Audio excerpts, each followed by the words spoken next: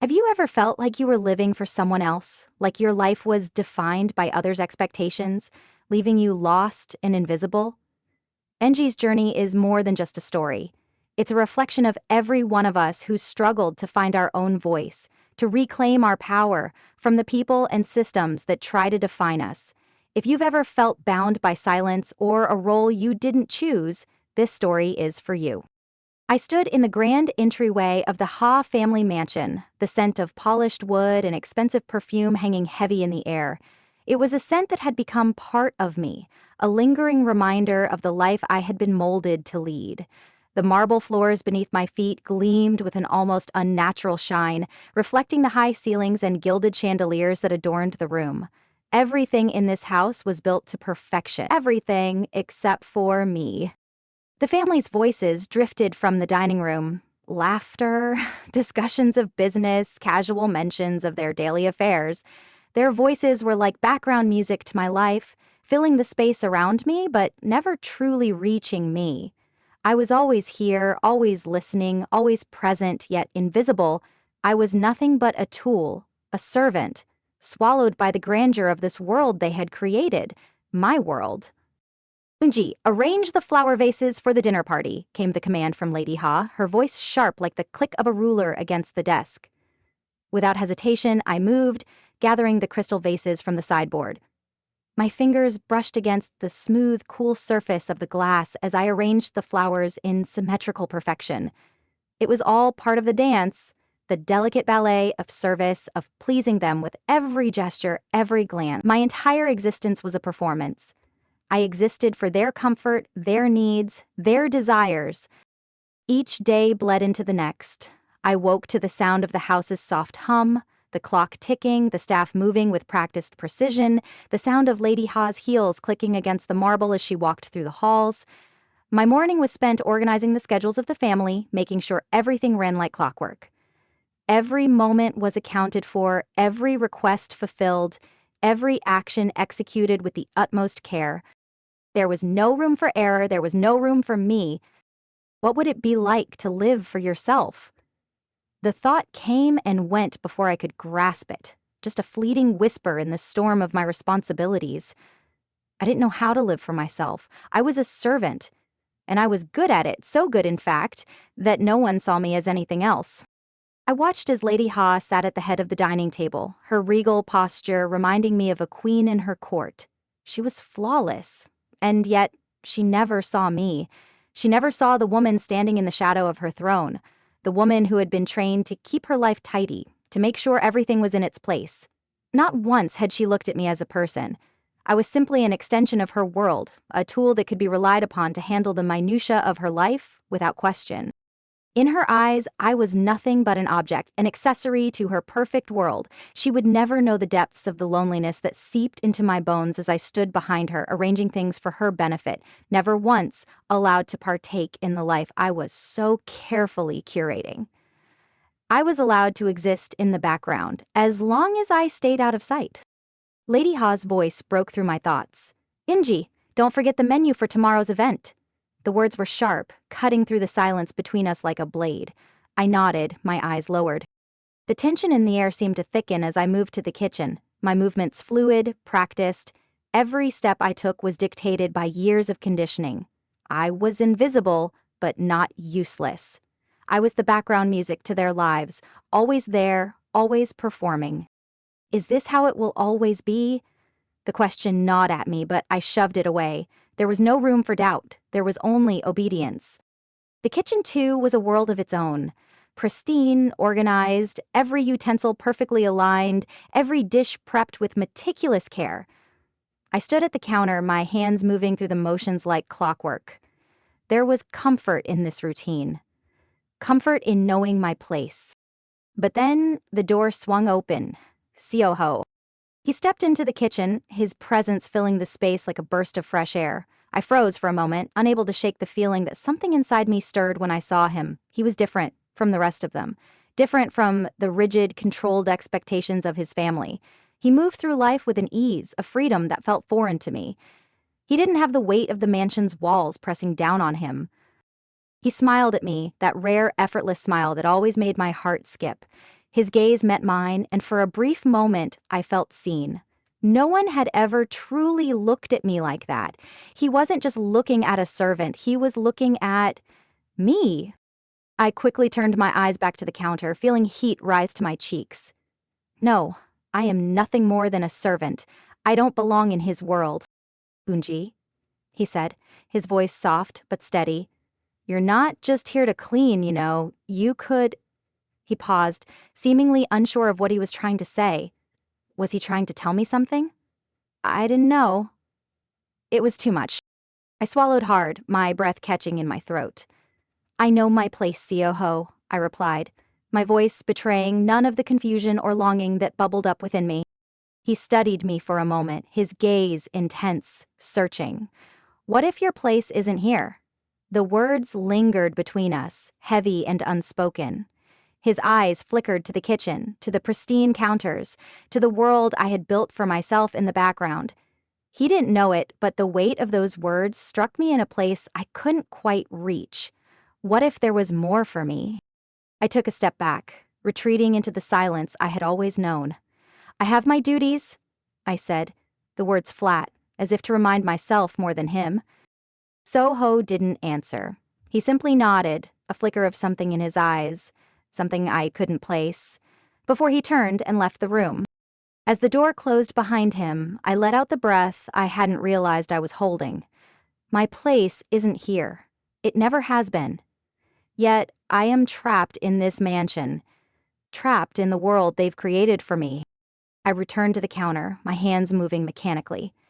What would it be like to live for myself? The thought once again fluttered in my mind, too delicate to ignore. And in the silence of the kitchen, I found myself longing for something I wasn't sure I could ever have. The soft thud of my heels against the marble floor was the only sound that accompanied me as I moved through the sprawling corridors of the Ha family mansion. The house, vast and hollow, was eerily quiet in its grandeur. I had grown accustomed to the silence. It was a silence I inhabited. Molded by years of learning to be invisible, the soft rustle of the curtain as a draft slipped through the window, the delicate tap of my fingers against the silverware as I polished them, all these sounds had become part of the fabric of my existence. I moved through these rooms like a shadow, my role always clear, my purpose always fixed. To serve.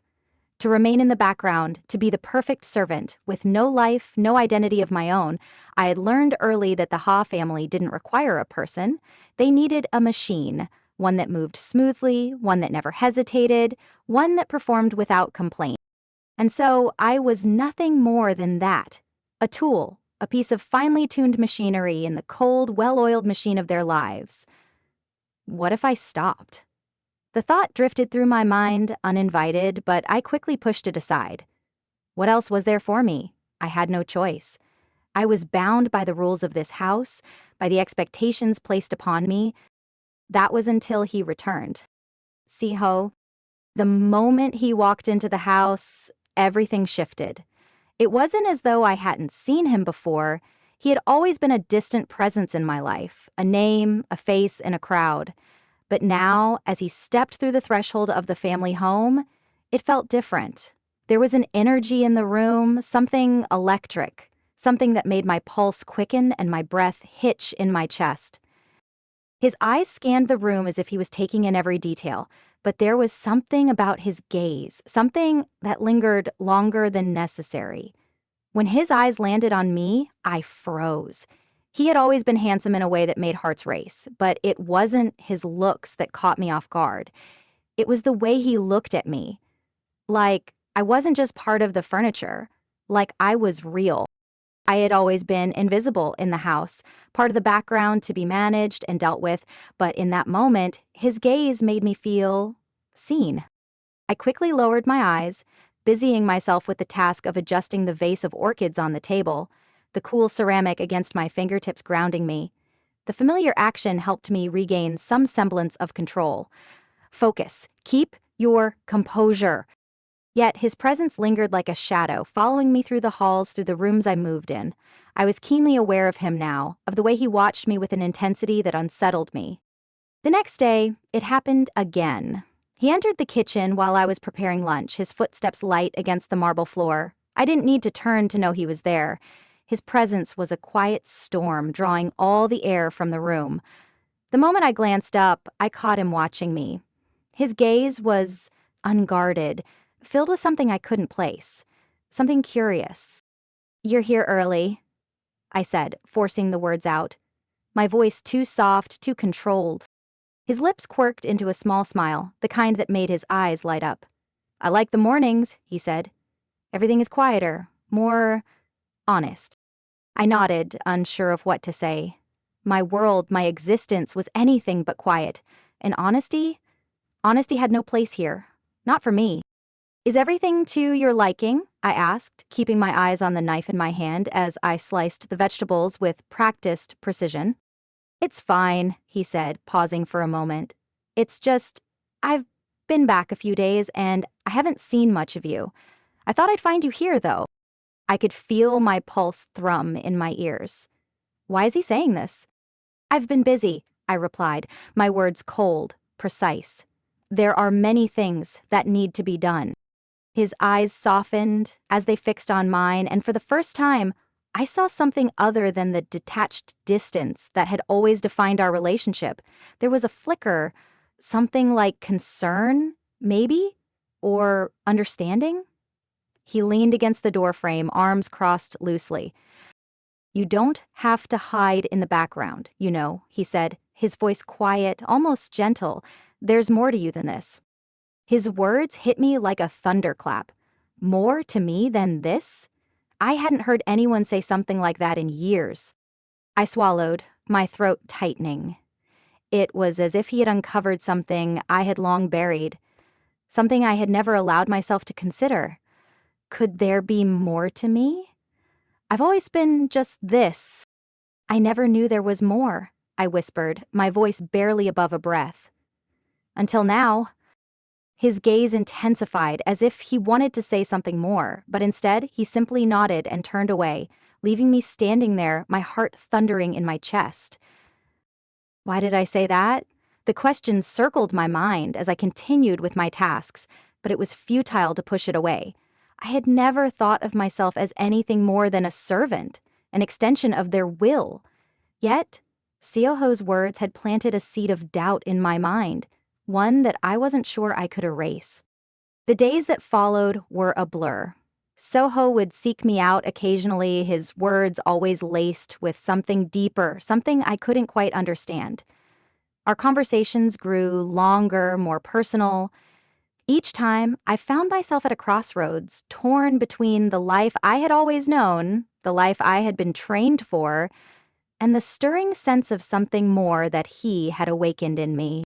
One afternoon, as I walked down the corridor carrying a tray of tea, I felt him before I saw him.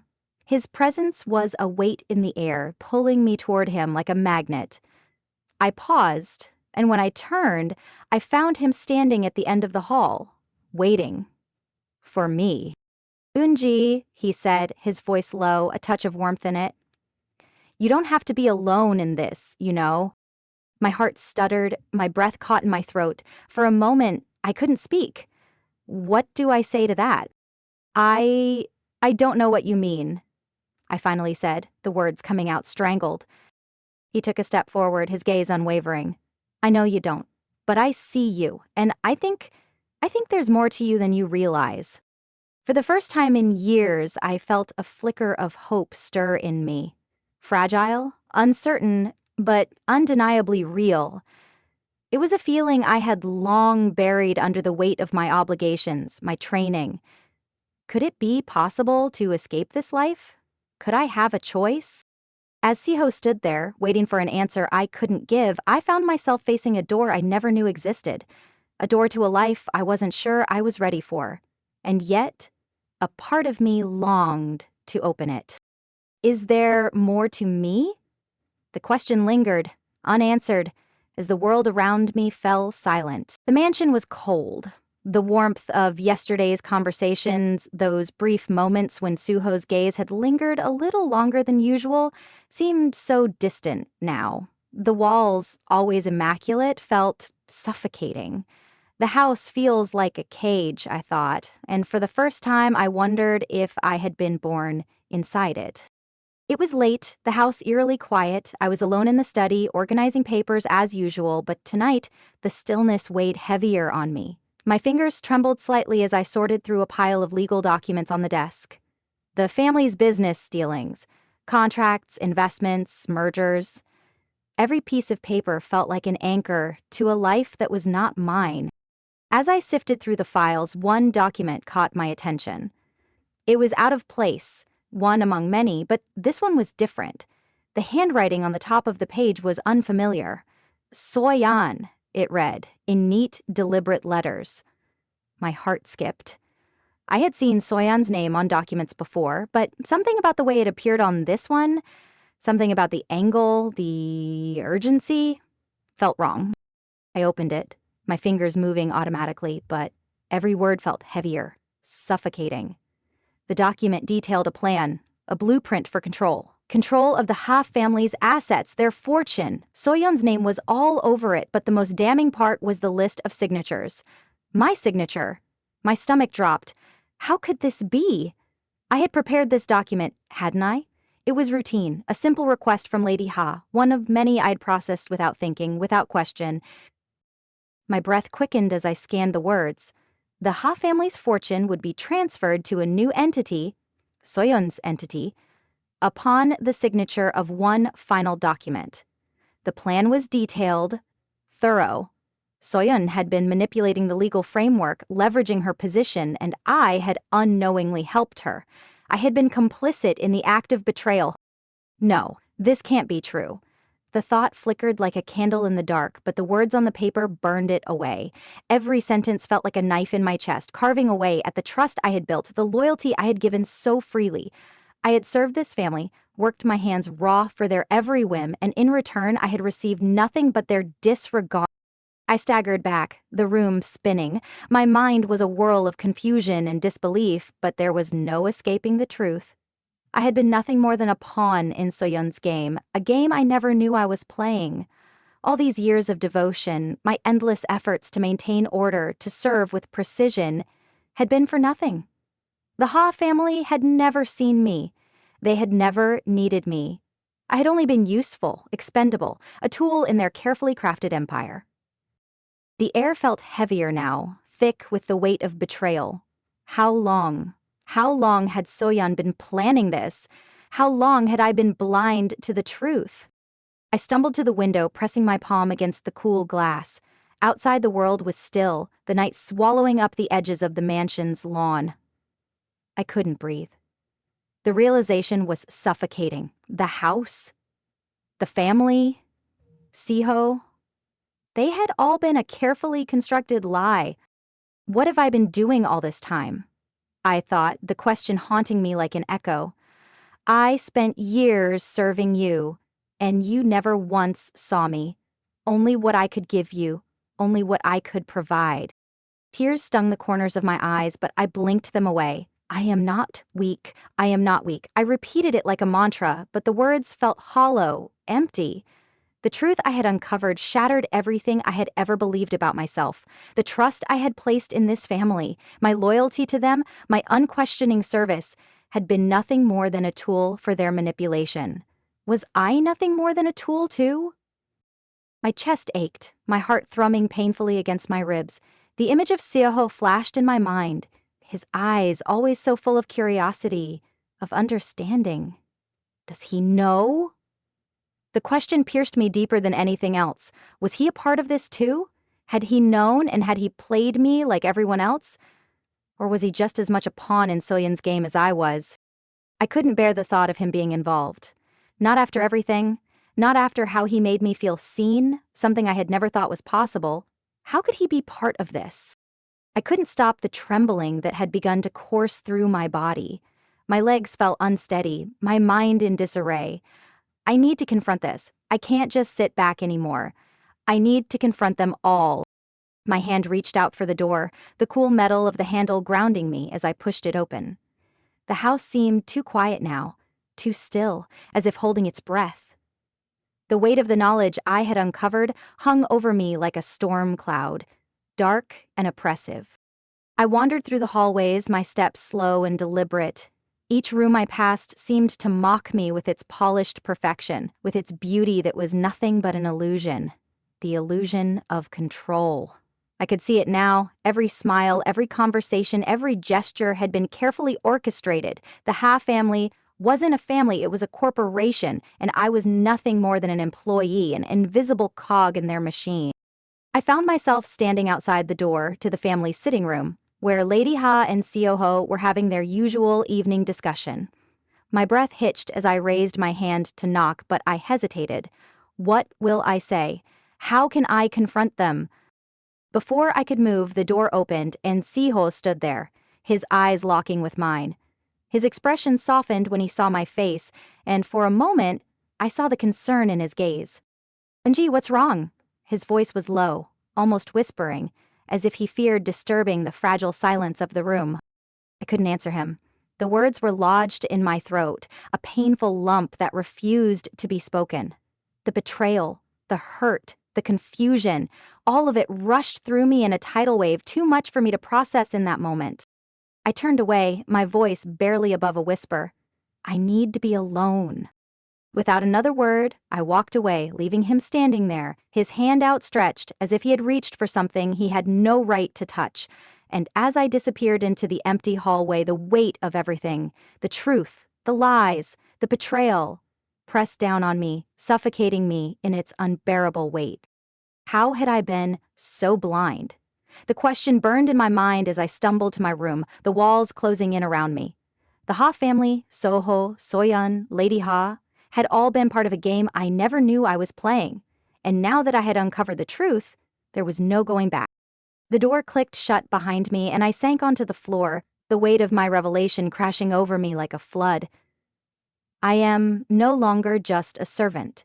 I am a player in a game I never chose. The mansion was too quiet that evening. Its vastness felt suffocating, the silence stretching between rooms like an unspoken secret. I walked down the hallway, the soft click of my heels echoing off the cold marble floors. The house had always been filled with noise, the hum of servants rushing through the halls, the clink of silverware at dinner, the low murmur of Lady Ha's voice, yet tonight, it felt empty. Everything around me felt cold and distant, even though I was surrounded by the trappings of wealth and power. I was standing outside the study when I heard it. A conversation that sliced through the air, sharp and cruel, as if it wasn't meant for anyone to overhear. The voices were muffled, but the words they spoke were unmistakable. I paused, my breath caught in my chest, unable to move, unable to look away. "I don't see why we keep her around." Lady Ha's voice, smooth and cold, drifted through the door. "She's just a tool to maintain the family's image. We can use her for that, but nothing more." I felt as though the ground had disappeared beneath me. The words struck me like a blow, and I pressed my back against the wall for support, feeling suddenly small, insignificant, a tool. The words reverberated in my mind, louder than any argument I had ever heard in this house. I had known they saw me as a servant, but never before had I heard it spoken so plainly, so dismissively. "Still, she's reliable," Soho's voice answered, quieter than his mother's, yet just as cutting. "She's perfect for what we need. She doesn't ask questions, doesn't make things complicated. That's her purpose." Perfect for what they need? I felt the words burn like acid, and for the first time, I saw the truth in the cold, empty rooms of the mansion. I am nothing more than a cog in their machine. I wasn't a person. I wasn't a woman. I was an object, a piece of furniture they moved when needed, but otherwise left alone. Tears pricked at my eyes, but I refused to let them fall. I wasn't weak, not anymore, not after everything. Yet, hearing those words, so casual, so dismissive, brought everything into sharp focus. All the years of service, all the hours spent in perfect obedience, every sacrifice, every unnoticed detail, all for what? To be nothing more than an object to be used and discarded at will? My body felt like it was shaking, but I held myself still. I couldn't let them see. I can't let them see me broken. The door creaked open, and I quickly stepped back into the shadows, hiding behind the tall carved pillars in the hallway. Seho appeared first, his face set in a frown. his eyes distant as if lost in thought. He didn't notice me. I remained in the silence, hidden, watching him pass by. His footsteps were steady, but there was something behind them, a weight I hadn't seen before. As he disappeared around the corner, I slowly exhaled the breath I hadn't realized I was holding. How much of me had they destroyed without ever knowing it? I walked the rest of the way to my quarters mechanically, my feet moving without my consent. The house felt even colder now, the walls pressing in as if they were closing around me. I hadn't realized how suffocating it had all been until the air finally rushed out. I stepped into my room, closing the door behind me with a quiet click. The space was small, tucked away from the rest of the house, and I had always found comfort in its simplicity. I didn't need luxury. I needed quiet. But now, the quiet felt like a prison, a cage I had built for myself. I moved to the mirror, the reflection of my face staring back at me, a woman who had spent her life in service, a woman who had never questioned her role. Who am I? The question echoed through my mind, louder than the voices of the family, louder than the silence that surrounded me. I looked at my reflection, and for the first time, I saw something that I had long since buried: myself. For so long, I had seen only what they needed me to be. I had conformed to their image of me. I had shaped myself to fit the role of the perfect servant, the obedient tool. But now, as I stood in front of the mirror, the truth was undeniable. I wasn't a servant. I wasn't a tool. I was a woman, a human being with desires, with thoughts, with a heart that had been buried beneath layers of obedience and expectation. I pressed my palm against the glass, my breath fogging up the surface. My fingers shook slightly, but I held myself steady. I have been living for them, living to please them, to be what they wanted me to be. But what about me? The anger that had been simmering inside me for so long began to rise. It started as a quiet flame, but it grew quickly, spreading like wildfire. I am not their object. The voice in my head was a whisper at first, but it grew stronger with each passing second. I am not just a tool to be used when convenient. I am not a pawn in their game. I stepped back from the mirror, my heart pounding in my chest. I've spent my life living for them, for their needs, for their approval. And for what? To be discarded when they no longer find me useful? For the first time in years, I felt the weight of my own existence, the weight of being a woman with her own desires, her own voice, her own worth. I am not a servant anymore. I will not be invisible anymore. The words echoed in my mind as powerful and undeniable as any declaration of war. I had spent so long shaping myself to fit their image, to live in their shadow, that I had forgotten who I was. I had forgotten my own strength. I will not be their object any longer. I will live for myself. I turned away from the mirror, my eyes hardening with determination. I will no longer be a tool. I will be the architect of my own life. The house felt different now. The walls, once oppressive, now seemed to hold an air of possibility, of change. The weight of the family's expectations had always been a shadow, but now I saw it for what it truly was, an illusion. I didn't need their approval. I didn't need their acceptance. I am enough on my own. As I stood in the center of my room, the world outside seemed distant, unreal. It no longer mattered. I was no longer bound by the chains I had spent so long building around myself.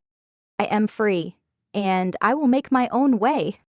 The door creaked open, and I looked up to see Seoho standing in the doorway, his face soft, his eyes searching. "Unji," he said, his voice low and hesitant, as if testing the air. "Are you all right?" I didn't answer him immediately. Instead, I took a step forward, my gaze steady on his. "I'm fine," I said, my voice stronger than I expected, the words tasting like freedom. "I'm finally free." And as the door closed behind him, I knew that nothing would ever be the same again. The air in the dining room was thick with the scent of luxury. The fragrance of expensive candles, the soft hum of polished silverware against delicate porcelain. The family dinner was always a meticulously choreographed event. Everything in its place, everyone playing their part. Lady Ha sat at the head of the table, her posture perfect, her gaze sharp. Soho sat to her right, his eyes scanning the menu with disinterest. Soyeon, flawless as always, sat across from him, her eyes briefly flicking to me as I entered, her lips curling into a smile that never quite reached her eyes. I stood there for a moment, my fingers tightening around the clipboard I held in my hands. The weight of it seemed heavier tonight, as if it were holding me back, as if it were tying me to this life that had never been mine. I had walked into this room with the same purpose I always had, to serve. I would take the plates, refill the glasses, ensure the meal was perfect, flawless, without a single misstep. I had spent my entire life perfecting this routine, learning the intricate dance of servitude, moving through each action like a well-rehearsed performance.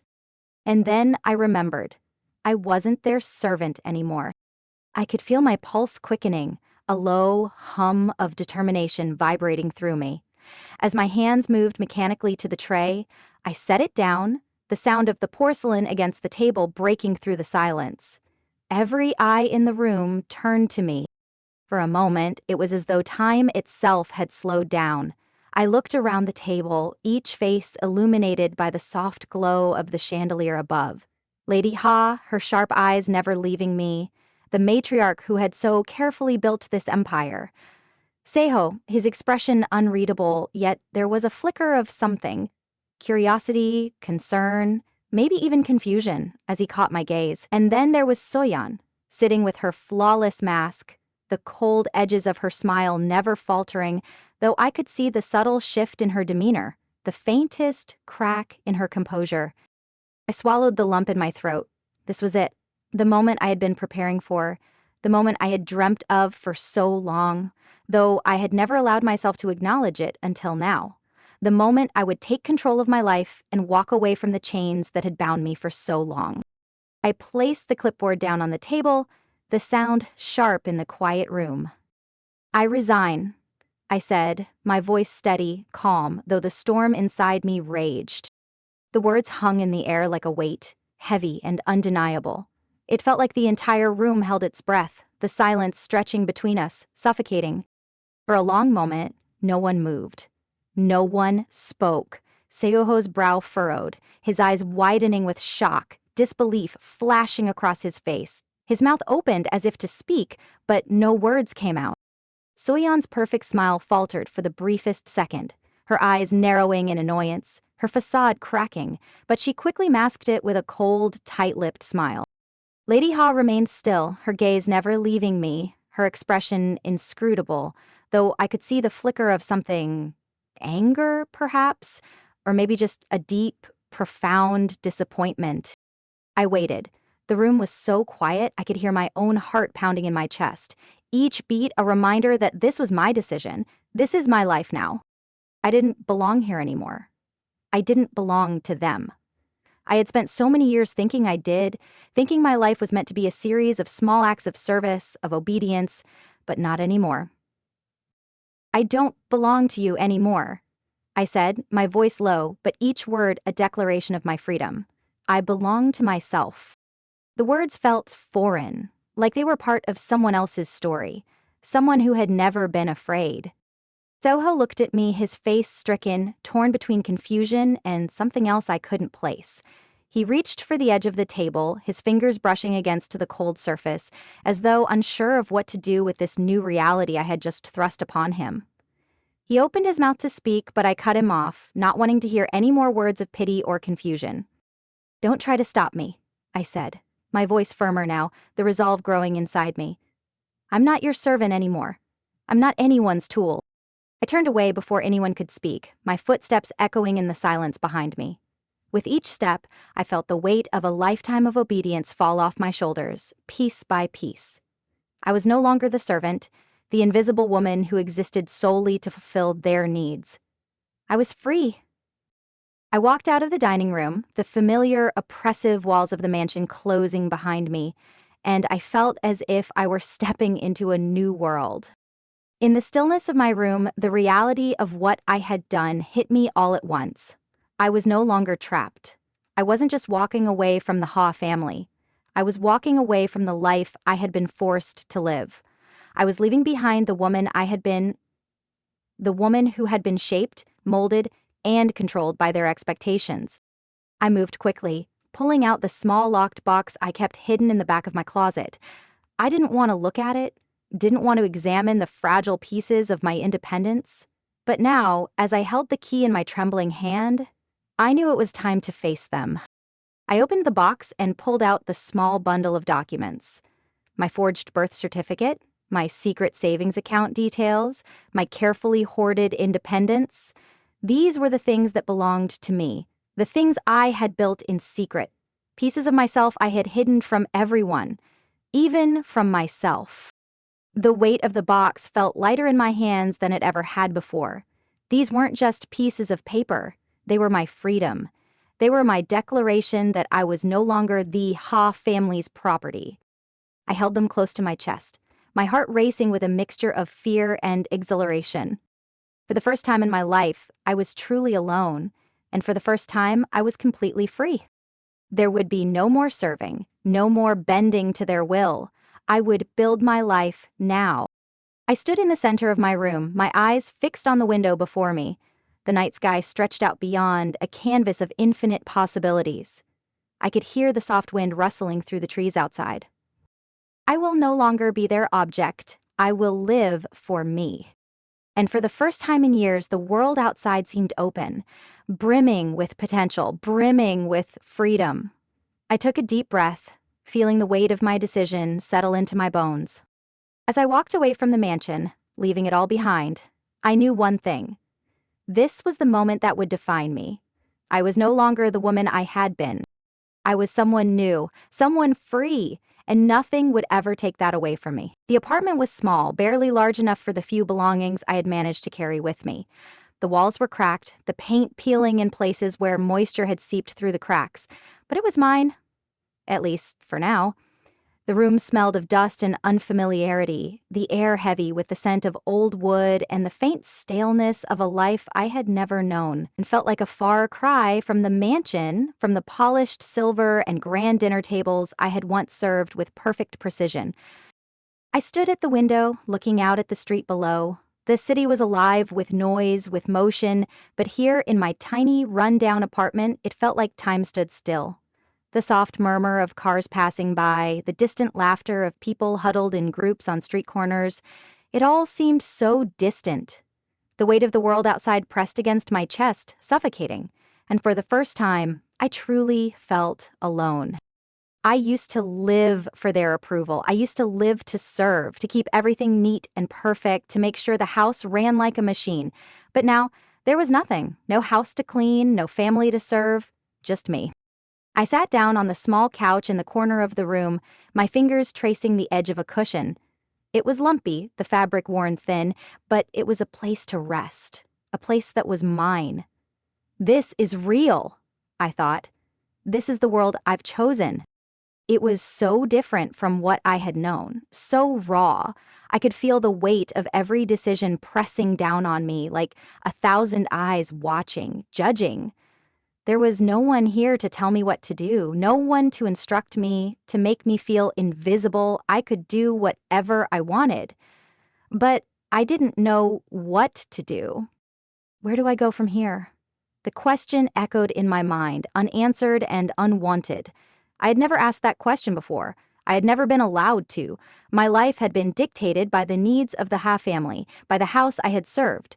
My purpose had been clear even if it was hollow. Now, it was as if I had stepped into a void, a space where I was no longer defined by anyone but myself, and I had no idea who I was anymore. The silence in the room was deafening. The stillness wrapped around me, suffocating in its unfamiliarity. I had been trained to keep things in order, to move with precision, to never waver.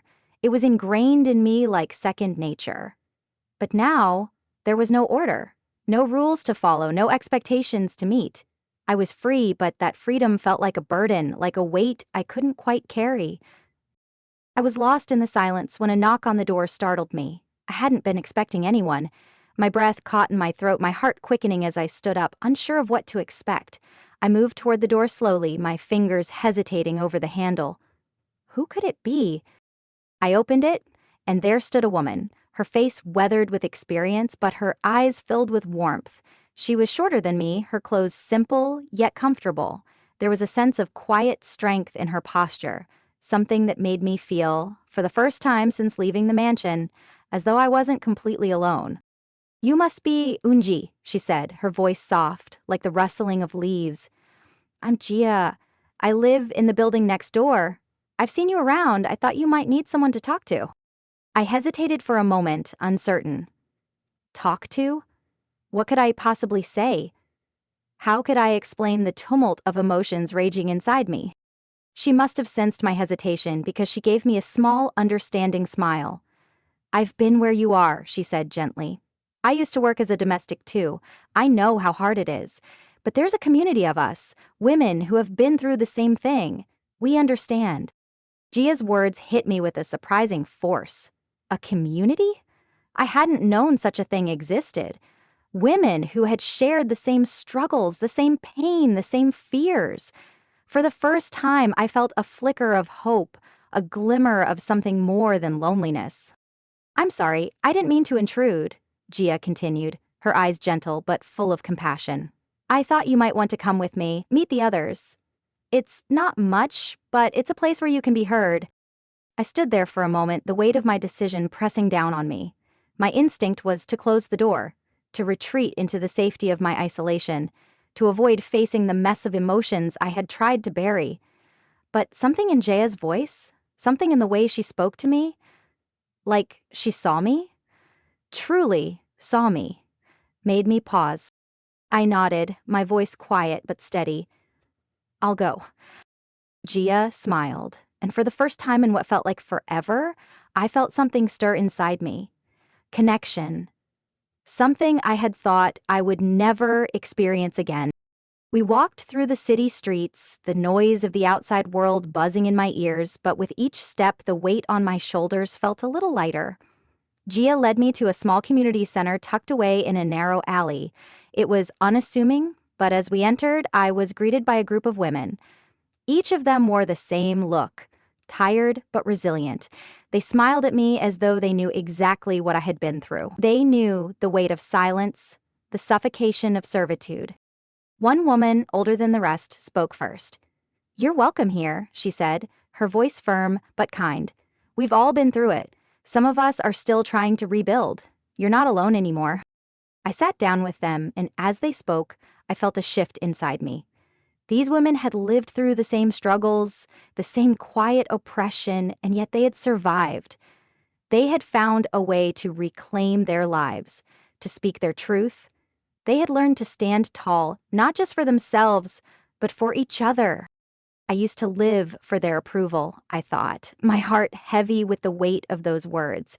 Now I live for myself, and maybe for the women who taught me how to stand tall again. The tears that had been building up inside me finally spilled over. But they were not tears of sadness. They were tears of relief, of release. For the first time in a long time, I felt like I belonged. I wasn't alone. And that made all the difference. The rest of the night passed in a blur of shared stories and quiet laughter. I didn't speak much. I didn't need to. In the presence of these women, I didn't have to be anything other than myself. And for the first time in my life, that felt like enough.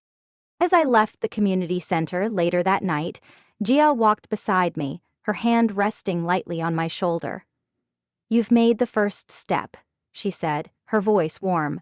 "Now, the rest is yours." And in that moment, I realized she was right. The rest was mine. I didn't have to live for anyone else. I could live for me. And that was the first step toward freedom. The cold, quiet emptiness of the apartment had become my constant companion, yet, in the quiet, I had found something that had eluded me for years. Myself.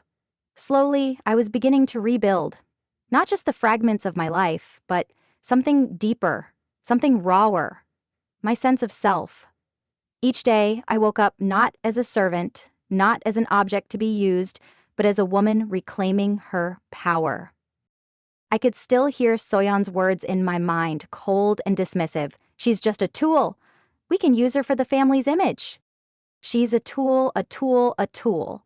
The words echoed in my mind, mocking me, taunting me with every breath I took. For years, I had been that tool, silent, obedient, invisible. But now I had the tools of my own, and I was going to use them. It had taken me time to gather the evidence, time to be patient, to slip under the radar and watch the manipulations unfold. The family's empire, with all its wealth and polished grandeur, was a house of cards, and So-yeon, the queen in her gilded tower, had carefully built the facade. But nothing stays hidden forever. Not when you know how to look, how to listen, how to read between the lines. I'd been part of the Ha family's operation long enough to know their secrets, enough to understand the cracks beneath their perfect surface. So-yeon's manipulations had been subtle, but not invisible. The financial documents, the illicit deals, the quiet conversations in dark corners, they all led back to her. With each discovery, I felt the fire inside me grow. I don't need to destroy her. I don't need to break her, I thought. I just need to show the world who she really is. I sat at my small desk, the faint glow of the desk lamp casting shadows across the room. The computer screen flickered in front of me, the files open and waiting.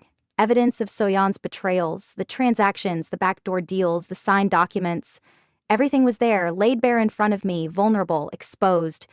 And it was mine to reveal. For years, I had been invisible, my every action a shadow in the background of the Ha family's empire. But now, I was in control of my own story. I wasn't just a passive player anymore. I was rewriting the script. I took a deep breath, the weight of what I was about to do pressing down on me. It wasn't revenge I was after. I had no desire to destroy her. I had no need for vengeance. What I wanted, what I had always wanted, was to reclaim my voice, to reclaim my power, to take control of my own narrative. I clicked a few buttons, the screen flashing as I uploaded the files. They would be sent anonymously, of course, a whisper in the wind that would slowly grow into a storm. The Ha family's perfect image would start to crack. So-yeon's empire would begin to crumble, and there would be no one to blame but her. As I clicked the final button, sending the files off into the void, a strange calm washed over me. I wasn't scared, I wasn't uncertain, I was resolute. This was my truth now. And the fire inside me burned brighter. I wasn't the woman I had been. I wasn't the servant in the shadows anymore. I was the one who held the flame. And I was going to let it burn everything they had built. The days that followed felt like a slow, painful unraveling. The tension in the air thickened, and the Ha family's perfect world seemed to tremble on the edge of collapse. I had seen it all before, the way they carried themselves, the way they spoke, as if nothing could touch them, as if they were untouchable. But that was the lie. I could feel it now. Their empire was cracking. I walked through the city streets, my heart beating steadily, the pulse of anticipation humming beneath my skin. It was a quiet victory, one that no one could see but me. I had done it. I had exposed the truth. At night, when I lay in bed, the weight of my decision settled in. The life I had known was gone. The family I had served, the loyalty I had given, it all seemed like another lifetime. And So-yeon, once so untouchable, so poised in her perfect world, was nothing more than a hollow shell now, her manipulations laid bare. I thought of Soho, his eyes, his questions, the way he had looked at me, unsure of what to say. Had he known? Had he been part of this? I had tried to make sense of his actions, his words, but now, none of it mattered. He was part of the system, part of the same machine that had used me. And yet, there was a small part of me that wondered if he would ever understand. Would he see me for who I had become, or would he see only the woman I used to be, the woman he had known as a servant? It didn't matter now. I had moved beyond that. I wasn't looking back. I was looking forward. The next morning, the first hint of change came. A news article, a small blip on the radar of the city's financial sector, revealed an investigation into the Ha family's dealings. The whispers were already beginning. The story had only just begun to break, but I could feel the tremors beneath my feet. It was happening. Soyeon's empire was starting to crack, and no amount of perfect smiles or polished facades would save her now. And through it all, I remained silent. My role in the story was over. I had done what I came to do. Now, I would disappear into the background once more, but this time it was different. This time, I wasn't hiding. This time, I wasn't invisible. I had taken control of my story, and I would never give that up. The next evening, as I sat by the window, watching the sunset cast its soft glow across the city, I thought about how far I had come. I had once been nothing but a shadow, a servant, with no name, no voice, no power. And now, I was someone else entirely. Soyeon thinks she can control everything. She doesn't know what it's like to be free, to own your story, to own your truth. I whispered the words to myself as though to seal them into existence. I didn't need to destroy her, I just needed to show the world who she really is. And with that, I finally allowed myself to smile. A smile of quiet triumph. A smile that held no bitterness, no anger, only peace. The wind outside was soft, like a whisper of change. The air felt different today, lighter, somehow. I stood at the window of my small apartment, watching the city stir beneath me, the streets busy with life, the horizon catching the last rays of the setting sun.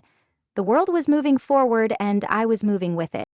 I have come so far, I thought, my fingers resting lightly on the windowsill, from the shadows to the light, from servitude to freedom. It had been weeks since I had made my choice, since I had walked away from the Ha family, from the life I had known. My name no longer echoed in the halls of their mansion. My voice, which had been nothing more than a whisper in the background of their empire, was now mine to command. I had carved my own space in this world, a space that no one could take from me. The phone on the table vibrated, breaking my reverie. It was a message. I hesitated for only a moment before I picked it up, knowing what it would say. Seho. He had reached out again, asking to meet. I want to talk. Come back to the Ha family. There's a place for you here. Please, Unji. I stared at the words, the weight of them pressing down on me.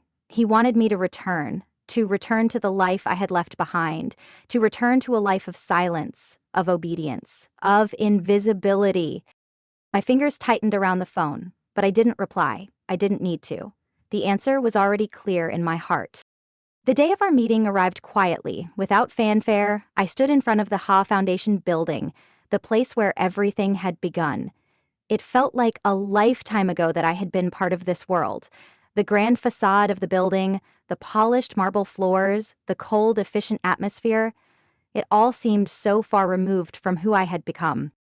I had spent years here, living in the shadow of their expectations, serving them, being what they needed. But today I would stand here as something else. I wasn't their servant. I was their equal. I walked into the building, the familiar scent of polished wood and expensive leather filling my lungs. I took a deep breath, steadying myself, knowing what was about to unfold. Seho was waiting for me in the conference room. He stood by the window, his back to me, his posture rigid as always, though his shoulders were tense. When I entered, he turned, his eyes searching mine. There was something there, something in his gaze that I couldn't quite read. Was it regret? Guilt? Or maybe it was hope. Anji, he said softly, his voice almost hesitant. I've been thinking about everything. About you, about what we talked about. I don't want to lose you. I want you back here. The family needs you. The words were familiar, the same ones he had spoken before. I had heard them in the quiet, lonely corners of the mansion. The words of someone who believed that nothing would change, that nothing could take away their power. I had once believed them too. I had once believed that I was nothing without their approval. No longer, I thought, I am something without them. I am everything I need. I don't serve anymore, Seoho, I said, my voice calm, steady. The words felt like a liberation, a quiet yet unyielding declaration. I build. There was a long silence as my words hung in the air between us, heavy and final. Seho's expression faltered for a moment, his face softening with confusion and something that might have been pain. He opened his mouth to speak, but I didn't give him the chance. I've spent my whole life serving you. Serving your family, I continued, my eyes locking with his. I've spent years trying to be what you needed me to be, trying to fit into a role I was never meant for. And I've come to realize that it's not a life I want anymore. I don't need to live for you. I need to live for myself. Seoho looked at me, his face a mask of indecision, of conflict. His mouth opened again, but no words came out. He couldn't say anything. He had no words for someone who had broken free from the cage he had placed me in. You were never meant to be my savior, Seho, I whispered, the word soft but sharp, like the edge of a blade. I was never meant to be your servant. He didn't respond. He didn't need to. His silence said everything I needed to hear. Later that evening, I stood before an audience, my heart beating steadily in my chest. The Ha Foundation had invited me to speak, though I had no doubt they had expected it to be a lecture on obedience, on service, on maintaining the family's legacy. Instead, I stood before them no longer a servant, but a woman who had reclaimed her voice. The room was full, the faces in the crowd, all eyes on me, some curious, others skeptical. I stood tall, my shoulders back, my hands steady at my sides. I could feel Seo's gaze on me from the back of the room, his eyes intense, his presence unmistakable. He was here, as if waiting for something, waiting to see if I would return to the woman he had known. But I wasn't her anymore. And I wasn't going back. I cleared my throat, my voice ringing out with quiet strength. Tonight, I want to talk about something most people would rather ignore: the labor of obedience, the quiet toll it takes on those who give themselves up to others, who live in the shadows of their expectations. The room was still, the air thick with anticipation. I could see the glances exchanged, the shock spreading through the faces before me. For years, I continued, I lived for others. I obeyed. I served. I stayed in the background. I was a tool, nothing more.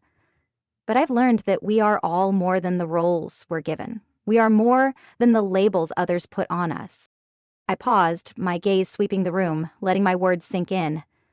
I was trained to serve, to be nothing more than a reflection of their desires. But when I finally spoke my first command, it wasn't for them, it was for me. The room was silent, the weight of my words hanging in the air, thick with meaning.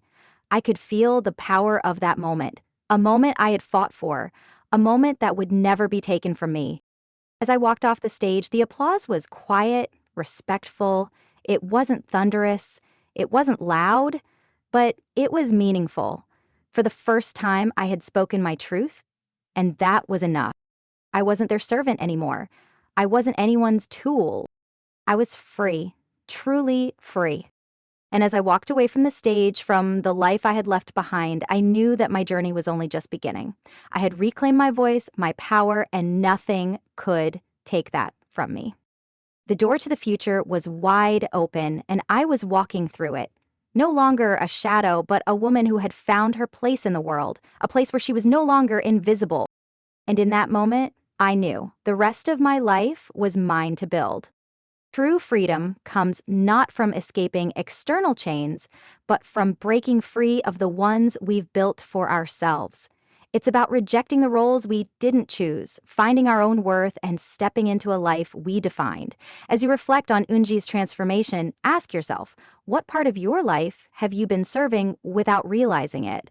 What would it take for you to reclaim your own narrative? Leave your thoughts in the comments below, and if this story resonated with you, don't forget to like and subscribe for more empowering journeys. The path to freedom begins with the first step you take today.